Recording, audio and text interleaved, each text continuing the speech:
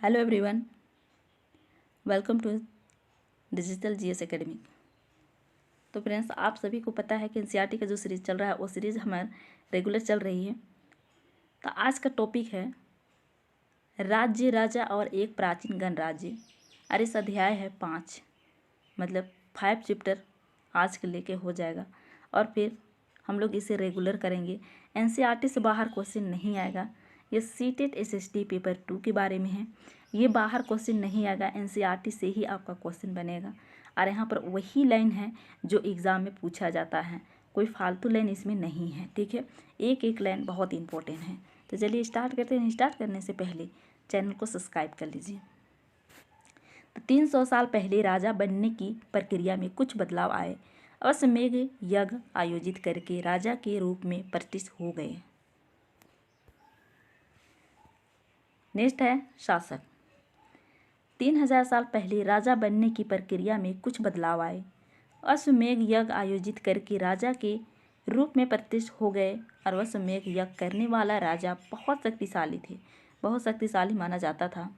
महायोग को करने वाले राजा अब जन के राजा ना होकर के क्या हो गया, जनपद के राजा माने जाने लगा। जनपद का शाब्दिक अर्थ है जन के बसने की जगह। क्या हो गया, जनपद की क्या है, शाब्दिक अर्थ क्या है, तो जन की बसने की जगह है। नेक्स्ट है अश्वमेध यज्ञ। इस यज्ञ में एक घोड़े को राजा के लोगों की देख रेख में स्वतंत्र विचरण के लिए घोड़े दिया जाता था। इस घोड़े को किसी दूसरे राजा ने रोका तो क्या क्या, किसी दूसरे राजा ने अगर रोक दिया उस घोड़े को, तो उसे वहाँ अश्वमेध यज्ञ करने वाले राजा से युद्ध करना पड़ता था। क्या करना पड़ता था, तो युद्ध करना होगा। अगर उसे जाने दिया तो वह अश्वमेध यज्ञ वाला राजा अधिक शक्तिशाली है, मतलब जो अश्वमेध वाला राजा है वो अधिक शक्तिशाली है, इसीलिए उसका घोड़े को कोई नहीं रोका, ऐसा माना जाता था। पुरोहित द्वारा संपन्न होता था कि तथा विभिन्न राजा को आमंत्रित किया जाता था। मतलब जीत, अगर युद्ध हो जाता था, युद्ध होने के बाद अगर जीत होता था, तो जीत होने के बाद और बाकी जो राजाएं थे उनको क्या करता था, आमंत्रित करके वो खुशियाँ मनाता था। उत्तर वैदिक ग्रंथ, जो ग्रंथ ऋग्वेद के बाद रचे गए, जैसे कि है यहाँ पर सामवेद है, यजुर्वेद है, अथर्ववेद है, उपनिषद है। अब यहाँ पर वर्ग देखिए, पुरोहितों ने लोगों को 4 वर्गों में विभाजित किया है। कितने वर्गों में, तो 4 वर्गों में। तो कौन कौन सा किए हैं, तो चलिए देखते हैं। ब्राह्मण है, क्षत्रिय है, वैश्य है और जनपद। वेदों का अध्ययन, अध्यापन और यज्ञ करना किसका काम था, तो ब्राह्मण लोग करते थे। और क्षत्रिय का काम क्या था, तो युद्ध करना और लोगों की रक्षा करना। जैसे अभी वर्तमान में सैनिक लोग देश का रक्षा करते हैं, जनता का रक्षा करते हैं, वैसे ही युद्ध करना और लोगों की रक्षा करना इनका काम था। और वैश्य, इनका काम क्या था, तो कृषक, पशुपालक और व्यापारी। समझ में आ रहा है ना। इससे बाहर क्वेश्चन नहीं बनेगा दोस्तों। जितना भी इस चैप्टर से क्वेश्चन बनने वाला है, सारा क्वेश्चन यहाँ पर सारा एक एक लाइन ले लिए हैं। ठीक है, यहाँ पर देखिए जनपद। जनपद का शाब्दिक अर्थ यहाँ पर जन के बसने की जगह होता है। और महायोग करने वाले राजा अब जन के राजा ना होकर जनपदों के राजा माने जाने लगे।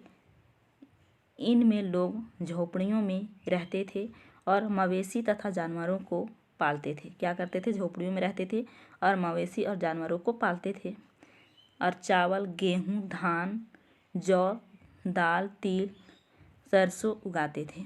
ये लोग ये सारी चीज़ भी उगाते थे। ठीक है, कुछ जनपद के यहाँ पर देख लेते हैं। तो दिल्ली, पुराना किला, उत्तर प्रदेश, हस्तिनापुर, एटा, अतरंजी, खेड़ा, याद रखेंगे। महाजनपद, 2500 साल पहले कुछ जनपद अधिक महत्वपूर्ण हो गए। कितना साल पहले, तो 2500 साल पहले इन्हें महाजनपद कहा जाने लगा। अधिकतर महाजनपदों की एक राजधानी होती थी।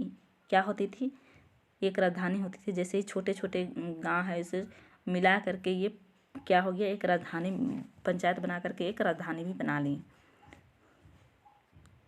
कई राजधानियों में किलेबंदी की गई थी। मतलब कई ऐसे राजधानियों थे जिसमें किलेबंदी की गई थी।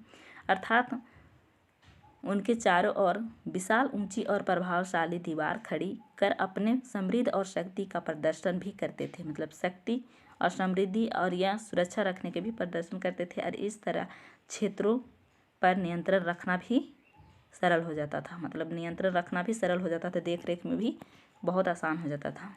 अब इन लोगों का कर के बारे में चलिए देखते हैं। ठीक है, कर क्या क्या था। महाजनपदों के राजा विशाल किले बनवाते थे। महाजनपदों के जो राजा होते थे वो विशाल किले बनवाते थे और बड़ी सेना रखते थे। क्या करते थे? बड़ी सेना रखते थे। इसलिए अब नियमित रूप से कर वसूलने लगे। मतलब बड़ी सेना रखते थे तो कर भी वसूलना शुरू किए। और अधिकांश लोग कृषक थे। क्या थे? अधिक लोग थे वो कृषक थे। पर फसल का उपज का 1/6 हिस्सा कर लेते थे। फसल का उपज जो होता था उसको 1/6 हिस्सा कर लेते थे। कारीगरों के ऊपर भी कर लगाए गए थे। और श्रमिकों के राजा के लिए महीने में 1 दिन काम करना पड़ता था। क्या करना पड़ता था? काम करना पड़ता था। अब आते हैं पशुपालक में। पशुपालक में जानवरों या उनके उत्पाद के रूप में कर देना पड़ता था। व्यापारियों से सामान खरीदने और बेचने पर भी कर देना पड़ता था। इस कर को याद रखेंगे। इस कर में से मान के चलिए मिलान वाला दे देगा तो याद रहेगा, तो आप लोगों को अच्छा हो जाएगा इसको मिलान करने में। आखेटकों, जंगल से प्राप्त वस्तुएं भी देनी होती थी। कृषक में परिवर्तन। अब कृषक में क्या परिवर्तन आए थे चलिए देखते हैं हम लोग। इस युग में कृषि के क्षेत्र में 2 बड़े परिवर्तन आए। कितने? तो 2 बड़े परिवर्तन आए। पहला है हल के फाल अब लोहे के बनने लगे। मतलब पहले हल का फाल जो था वो लकड़ी के था, लेकिन अब क्या होने लगा? लोहे के बनने लगे, जिससे अब कठोर जमीन को आसानी से जोता जा सकता था। मतलब जो कठोर जमीन है उसे लोहा का फाल उसको आसानी से जोता जा सकता था। इससे फसलों की उपज बढ़ गई। दूसरा है लोगों ने धान के पौधों का रोपण शुरू किया। मतलब पहले बूंद दिया जाता था, लेकिन अब क्या किया? वो धान के पौधों के क्या किया? रोपण करना शुरू किया, जिससे अब पहले से के तुलना में बहुत पौधे जीवित रह जाते थे। मतलब जो बूंदे थे उसमें बहुत मर जाते थे, लेकिन इसमें जीवित रहते थे। इसीलिए पैदावार भी ज़्यादा होने लगी। सूक्ष्म निरीक्षण, ये दूसरा कारण थे। तो चलिए मगध। नेक्स्ट क्या है? तो मगध लगभग 200 साल के भीतर मगध सबसे महत्वपूर्ण जनपद बन गया। गंगा और सोन जैसे नदियाँ मगध से होकर के बहती थी। गंगा नदियाँ और सोन नदी कहाँ से निकलते हैं? तो ये मध्य प्रदेश अमरकंटक के पहाड़ी से निकलते हैं और जा कर के गंगा नदी में बहते हैं। ठीक है। मगध का एक हिस्सा जंगलों से भरा था। क्या चीज़ से भरा था? तो जंगलों से भरा था। इन जंगलों में रहने वाले हाथियों को पकड़कर उन्हें प्रशिक्षित कर सेना के काम में लगाया जाता था।